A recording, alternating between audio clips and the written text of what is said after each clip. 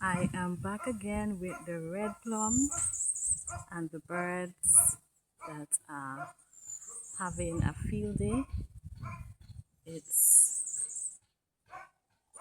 it has on less and less plum. Okay, you can actually smell the plum.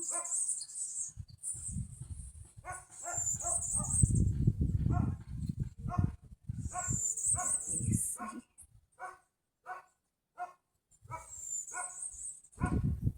But birds are still having a feast, and because there are quite a number of fruit trees around, you could hear the birds chirping in the back, and those that are flying from branch to branch, fruit to fruit, here on the red plum tree.